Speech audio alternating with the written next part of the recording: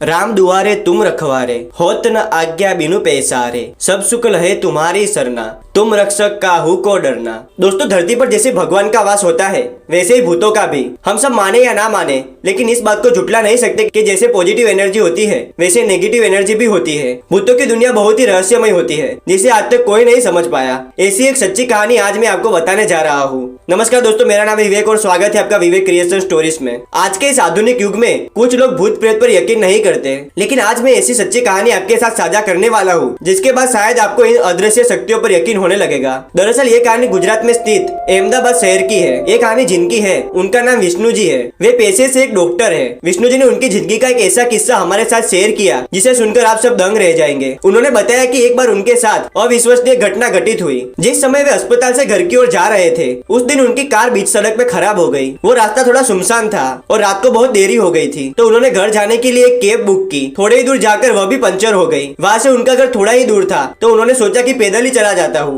लेकिन दोस्तों, तभी उन्हें पता नहीं था कि उनके साथ एक हादसा होने वाला है। उनके घर जाने के रास्ते के बीच दो शमशान घाट पड़ते थे, इसलिए वहाँ से रात को बहुत ही कम लोग जाते थे। जैसे ही उन्होंने पैदल एक शमशान घाट पार किया तो उन्हें ऐसा लगा कि उनका शरीर बहुत भारी हो गया है और कोई उनका पीछा कर रहा है। लेकिन वो भूत प्रेत की बातों पर भरोसा नहीं करते थे। इन सब चीजों को वो अंधविश्वास मानते थे। जब उन्होंने दूसरा शमशान घाट पार किया तो उन्हें कोई परछाई नजर आने लगी, लेकिन उनके सिवा दूसरा कोई इंसान दूर दूर तक नजर नहीं आ रहा था। इसलिए वो अब डरने लगे और तेजी से भागकर घर जाने लगे। लेकिन तभी उनका पैर किसी चीज से टकराया और वो गिर गए। और दोस्तों, वो जिस चीज से टकराकर गिरे थे वो एक खोपड़ी थी। उन्हें तभी चक्कर आने लगे। जैसे तैसे वो घर पहुंचे और उन्होंने सारी बात घर वालों को बताई। तभी उनकी मम्मी ने कहा कि आज अमावस्या की रात है और आज ऊपरी हवाएं बहुत ताकतवर हो जाती है। पर वो इन सब बातों को नहीं मानते थे। वो खाना खाने के बाद सो गए, लेकिन वो आधी रात को उठ गए और अजीब हरकतें करने लगे। वो पागलों जैसे चिल्लाने लगे। अब तो उनके घर वाले भी उनके पास आने से डर रहे थे।